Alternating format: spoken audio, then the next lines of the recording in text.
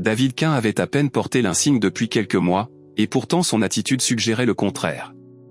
Il se comportait avec un air d'autorité qui frôlait l'orgueil, traversant le poste de police comme s'il s'agissait de son royaume et que tous les autres étaient de simples sujets. Confiance ?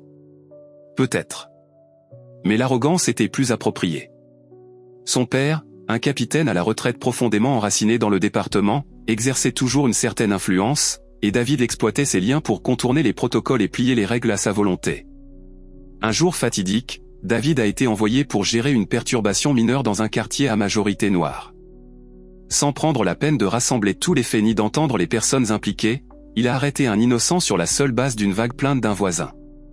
Des témoins l'ont supplié de reconsidérer sa décision, insistant sur le fait que l'homme était irréprochable, mais David les a carrément rejetés.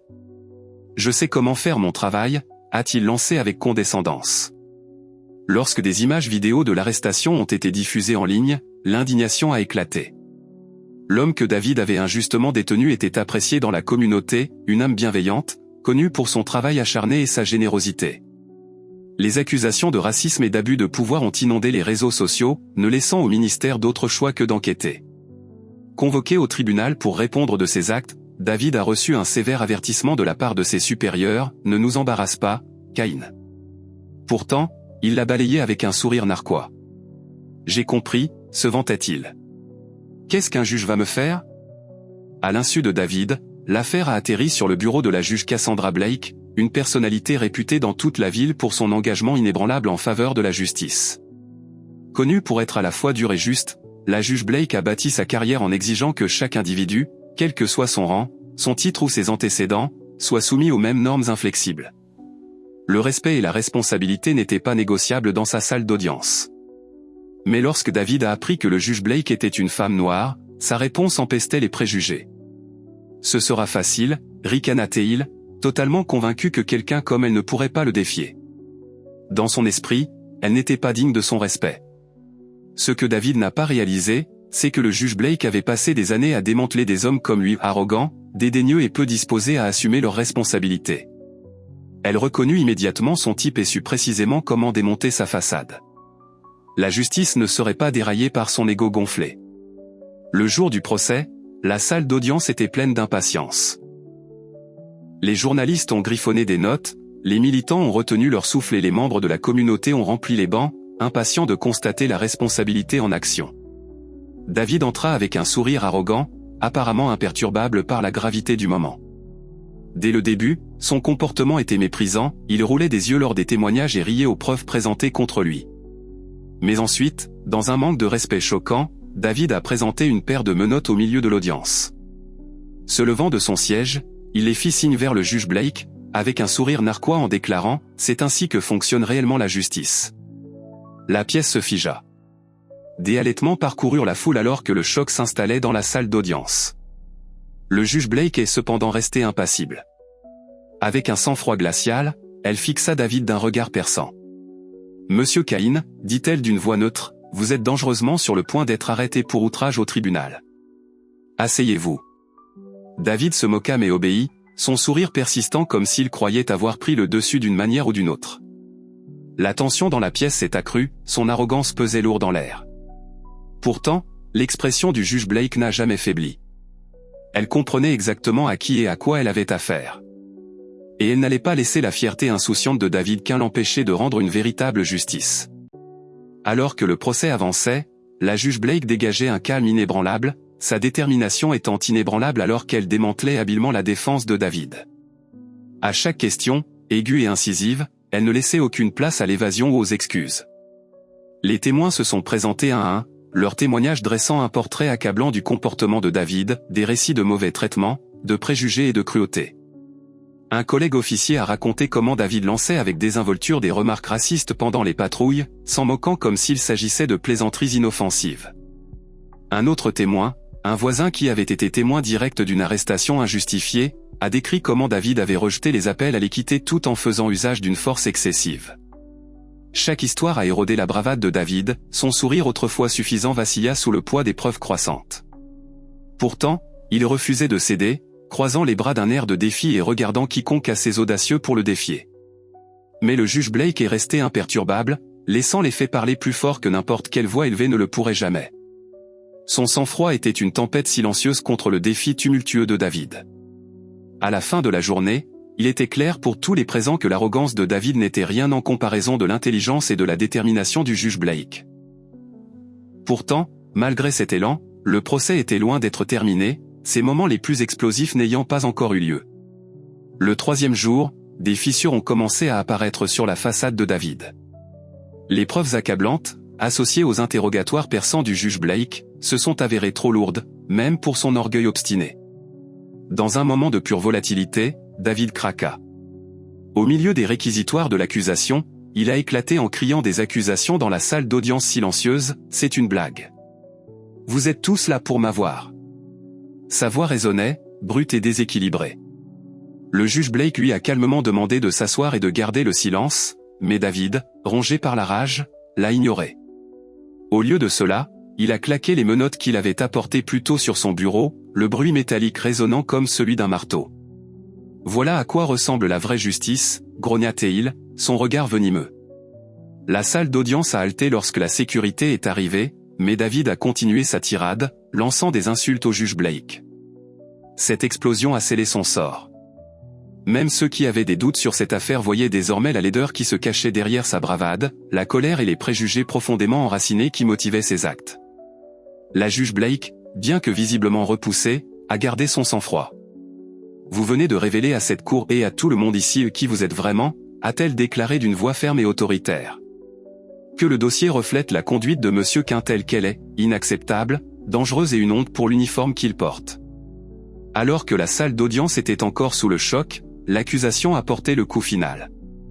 Ils ont dévoilé des messages privés échangés entre David et d'autres officiers ou une litanie d'insultes racistes et de commentaires haineux ciblant les minorités dans les quartiers dans lesquels ils patrouillaient. Un message est ressorti, un aveu effrayant d'avoir déposé des preuves sur un suspect, pour lui donner une leçon. Puis ce sont des séquences vidéo de l'arrestation injustifiée qui ont déclenché le procès. La scène déchirante montrait David traînant un homme innocent au sol, ignorant ses cris et ceux des spectateurs horrifiés. Alors qu'il resserrait inutilement les menottes, un sourire cruel apparut sur son visage, soulignant son mépris total pour la dignité humaine. David resta figé, sa bravade antérieure remplacée par une peur palpable. Il a chuchoté frénétiquement à son avocat, mais c'était inutile, il n'y avait pas d'échappatoire. La juge Blake s'est adressée au tribunal, d'un ton ferme mais mesuré. « Il ne s'agit pas d'une seule erreur », a-t-elle déclaré. « Il s'agit d'une forme d'abus alimenté par les préjugés et l'arrogance et cela doit cesser ici. » Le silence recouvrit la pièce alors que la juge Blake se préparait à rendre son verdict. Tous les regards se tournèrent vers elle, y compris celui de David, dont le défi s'était transformé en malaise. Ce tribunal a la responsabilité de faire respecter la justice, non seulement pour les victimes dans cette affaire, mais pour toutes les communautés touchées par les actions de ceux qui abusent de leur pouvoir, a-t-elle commencé, ses paroles empreintes d'une gravité indéniable. Elle a énuméré les accusations à agression contre un agent public, entrave à la justice, discrimination raciale et a suivi chacune d'elles avec des preuves irréfutables prouvant sans aucun doute la culpabilité de David. Pendant qu'elle parlait, le visage de David s'est vidé de ses couleurs, sa confiance s'effondrant complètement. « Pour vos actes, ce tribunal vous condamne à 12 ans de prison d'État », a annoncé le juge Blake. La salle a éclaté sous des applaudissements tamisés et des murmures d'approbation. La tête de David tomba et, pour la première fois, une véritable peur apparut dans ses yeux. Lorsque les policiers ont décidé de l'arrêter, il a paniqué. « Ce n'est pas juste.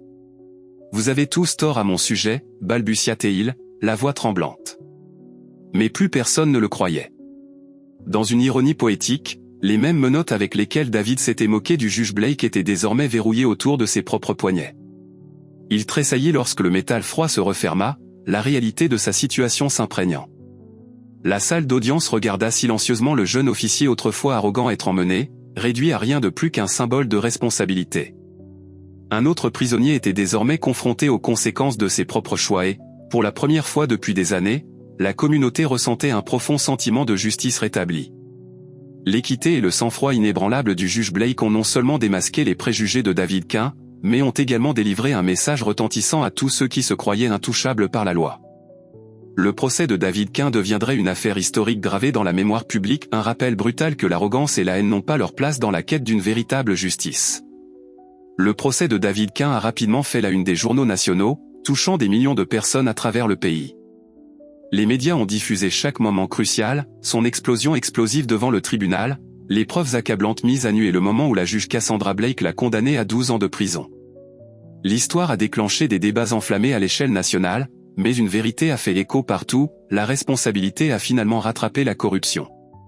Pour beaucoup, ce procès a marqué un tournant dans le dialogue plus large sur le racisme systémique et les abus de pouvoir au sein des forces de l'ordre. Les militants et les dirigeants communautaires ont salué le verdict comme une victoire monumentale pour la justice, saluant le calme du juge Blake et sa gestion inébranlable d'une affaire aussi explosive. Les réseaux sociaux bourdonnaient d'admiration pour elle, alors que des hashtags comme #justice servaient des #Judge Blake étaient en vogue pendant des semaines. Déjà respectée pour son impartialité, la juge Blake est devenue une lueur d'espoir pour d'innombrables personnes déçues par le système judiciaire. Son sang-froid face au manque de respect et aux préjugés flagrants a inspiré un large respect. Les défenseurs des droits civiques l'ont salué comme la preuve que l'intégrité peut encore prévaloir dans un système imparfait, désignant sa conduite comme un modèle sur la manière dont la justice devrait être administrée. Le procès a également déclenché des appels urgents à une réforme au sein du service de police de David Quin. Les enquêtes sur d'autres officiers liés au groupe secret auquel il a participé ont révélé une culture inquiétante de mauvaise conduite. Plusieurs agents ont fait l'objet de mesures disciplinaires, tandis que les dirigeants communautaires ont exigé des changements radicaux dans les protocoles de formation et les mesures de responsabilisation. Il est devenu clair que la pourriture était plus profonde qu'un seul homme, mais c'était un début. Pour David Quin, la vie derrière les barreaux a été un réveil brutal. Dépouillé de l'insigne qui protégeait autrefois son comportement toxique, il n'était plus qu'un autre détenu. L'ironie ne lui a pas échappé, il était à la merci du système même qu'il avait manipulé au cours de sa courte carrière. Au début, David s'accrochait à l'amertume, accusant tout le monde sauf lui-même. Il a écrit des lettres à son avocat, affirmant que le procès était inéquitable et accusant le juge Blake de partialité. Mais au fil des mois, le poids de la réalité commença à l'écraser. En prison, David a eu tout le temps de réfléchir à la montagne de preuves retenues contre lui, les séquences vidéo effrayantes de sa cruauté, les témoignages déchirants de ceux à qui il avait fait du tort et les messages incriminants qu'il avait envoyés sans hésiter. Le déni est devenu impossible. Il avait exercé son autorité avec un abandon inconsidéré, alimenté par les préjugés et l'arrogance. Les menottes qu'il avait autrefois brandies d'un ton moqueur devant le juge Blake symbolisaient désormais les chaînes qu'il avait lui-même fabriquées. Parfois, David entendait des co-détenus discuter de son cas. Pour eux, cela représentait un moment décisif, la preuve que personne, pas même un policier, n'était au-dessus des lois. Savoir que son nom était devenu synonyme de honte était une pilule amère à avaler. Au fil du temps, les regrets le rongeaient. Il a fini par comprendre que sa chute n'était pas seulement due à la perte de sa liberté, mais aussi aux vies qu'il avait brisées et à la confiance qu'il avait trahie. Son arrogance lui avait tout coûté, sa carrière, sa réputation et son humanité. Même si la vie de David Quin a tourné à la ruine, le procès a laissé une marque indélébile sur la société. Les actions du juge Blake ont rappelé à la nation l'importance persistante de l'intégrité et de l'équité, même face au mépris. Sa force et sa détermination ont été un fil conducteur, prouvant que la justice pouvait triompher même dans les circonstances les plus difficiles. L'histoire de David Quin était certes une histoire d'échecs et de conséquences, mais c'était aussi un récit édifiant pour ceux qui sont en position de pouvoir. Il a envoyé un avertissement clair, l'arrogance et les préjugés ne seront plus tolérés. Pour le public, c'était le signe que le changement était possible, même au sein d'un système défectueux. La justice a été rendue et le message retentit haut et fort, personne n'est au-dessus des lois.